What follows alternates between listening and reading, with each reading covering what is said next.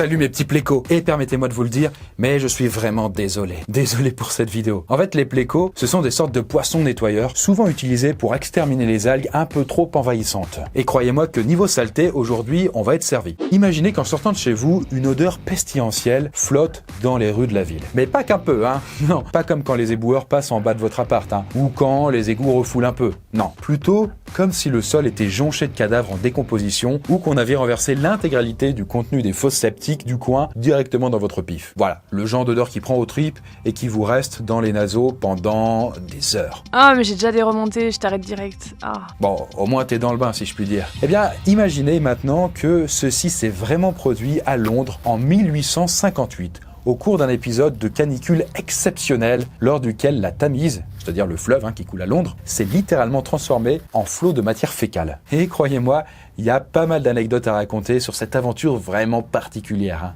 de l'histoire du Royaume-Uni. En fait, pour vous dire, beaucoup de personnes ont carrément pris la fuite, persuadées que l'air était devenu mortel. Entre les excréments, la chaleur, la boue et les invasions d'insectes, l'atmosphère de l'époque ne sentait clairement pas la rose. Oui, puisqu'à l'époque, on passait pas 10 heures aux chiottes à jouer sur son tel en attendant de faire son affaire. Non, non. Cela dit, si jouer sur votre téléphone, c'est votre truc, je peux vous en conseiller un parfait pour ces instants de grâce. Et c'est Call of Hondia, qui est notre partenaire. Et il s'agit d'un jeu d'un style nouveau puisque les puzzles se mélangent au combat façon RPG. Exactement. Donc, il y a à la fois un côté réflexion et des batailles bien épiques comme on les aime, quoi. Et vu qu'il y a 50 héros légendaires à collectionner et plein d'anciens dragons, qui sont les armes secrètes du jeu, vous avez de quoi y passer vraiment pas mal de temps. En plus, si vous voulez en profiter pour voyager un peu, l'ambiance visuelle est vraiment bien faite. Et perso, j'aime toujours quand les personnages ont bien la classe. Les gros pecs, quoi, vous voyez, quoi, les bons abdos, quoi.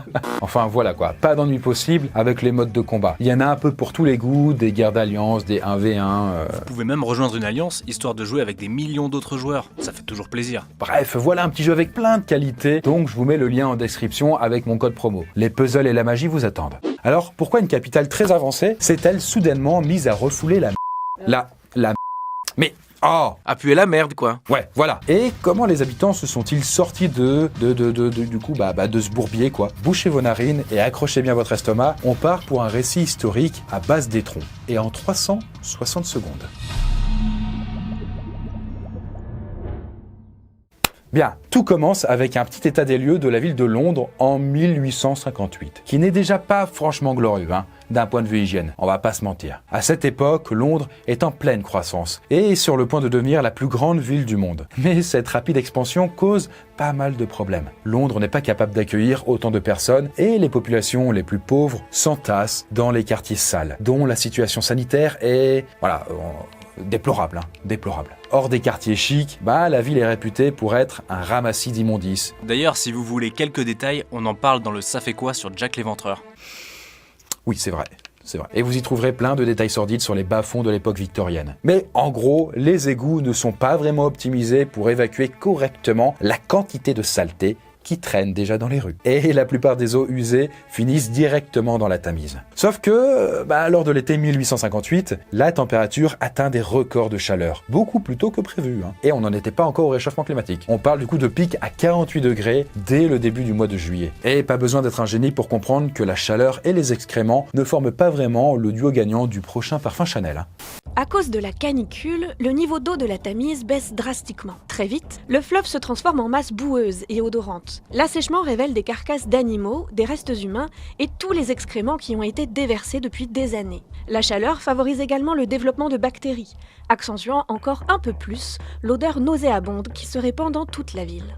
Bon, voilà, déjà qu'il valait mieux ne pas avoir le pif trop sensible à Londres, là, clairement, ça atteint un niveau insupportable. Et ça va causer de véritables soucis dans la vie des Londoniens, qui sont désormais, dans la merde, quoi. Clairement, du coup, c'est irrespirable. La plupart des gens sortent avec un mouchoir sur le nez pour éviter de vomir. Ah ouais, comme moi quand je change la litière de mon chat. Ouais, avec des effluves de putréfaction en plus, quoi. On dit même que la reine Victoria ne sort plus sans enfouir ses royales narines dans un bouquet de roses délicates. Et en voyant du coup la capitale devenir une immense fosse septique à ciel ouvert, les ouvriers qui travaillaient près des docks, au plus proche de la Tamise, se mettent en grève. Et franchement, on peut les comprendre. Les tribunaux se voient alors obligés d'abréger leurs sessions et les parlementaires sont contraints de quitter Westminster pour Hampton Court. Michael Faraday, physicien de renom, parle lui d'un fluide, brun, pâle et opaque. Selon lui, on y voit jusqu'à un demi-pouce de profondeur, soit à peine 1 centimètre. Et c'est dire du coup la noirceur du fleuve, dont on prétend que des masses de déchets et de matière fécale flottent près des berges. Mais il y en a quand même qui y trouvent un intérêt. Certains gamins des rues fouillent la Tamise pour y trouver des objets à revendre. Ça veut dire qu'ils ont les mains dans le... Ah, ne le dis pas, je t'en supplie. Bon voilà, j'aurais peut-être dû vous prévenir de ne pas regarder la vidéo en mangeant quoi. Et du coup, vous vous doutez bien que ce genre d'environnement attire les insectes. Et particulièrement, les mouches qui envahissent la ville. Bref, tout ça devient tellement difficile à supporter que les classes aisées fuient la ville pour se réfugier dans leur maison de campagne, persuadées que l'air est devenu mortel. En effet, le 19e siècle est marqué par de terribles épidémies de choléra qui déciment les populations. Si l'on sait aujourd'hui que la maladie se transmet par les eaux contaminées, notamment grâce aux travaux de John Snow, on pense à l'époque que c'est l'air qui transporte la plupart des infections. En plus de supporter les mauvaises odeurs, les populations qui restaient en ville devaient donc lutter contre la peur d'une nouvelle épidémie. Voilà, d'une certaine manière, on pensait que les mauvaises odeurs étaient signes de miasmes dans l'air et que ces derniers pouvaient être contagieux. Et c'est totalement faux. Cela dit, même si ce n'est pas le choléra qui a frappé, de tels soucis d'hygiène ont tout de même favorisé le développement de pas mal de maladies infectieuses. Ok, mais du coup tout ça c'est juste à cause de la chaleur et des égouts? Ça semble bizarre quand même. Oui, enfin plus précisément de la chaleur, des égouts et de la chasse d'eau. Attends, quoi? De la chasse d'eau.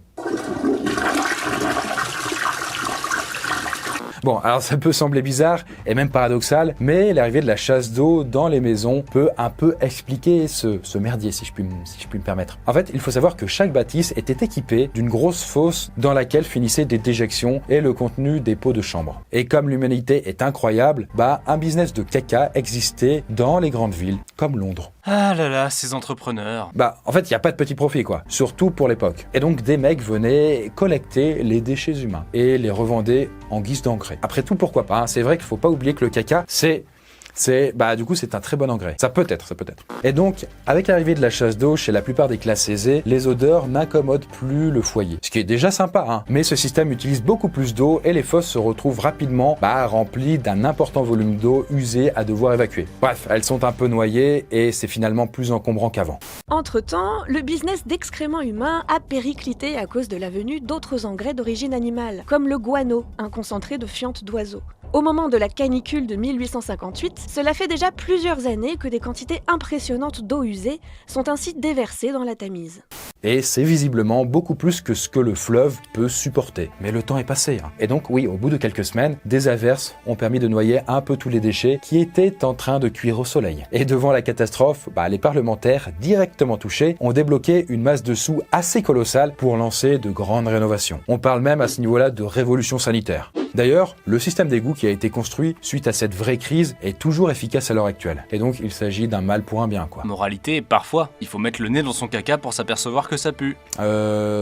Oui. Non. Et toujours est-il que cet épisode a été assez traumatisant pour la ville de Londres et qu'il est aujourd'hui considéré comme un récit historique à part entière, connu sous le nom de La Grande Puanteur de 1858. Merveilleux. Et c'est bien là le propre de l'histoire, sans mauvais jeu de mots, de nous permettre de tirer des leçons de nos erreurs et de voir émerger le progrès au milieu du chaos. Merci d'avoir vu la vidéo et merci à Call of Fantia de l'avoir soutenu. Si vous aimez la fantasy, les jeux de réflexion et les RPG, ça devrait vous plaire. Voilà, il y a plein d'événements dans le monde entier et moi j'ai envie de dire, on se retrouve très bientôt. À plus.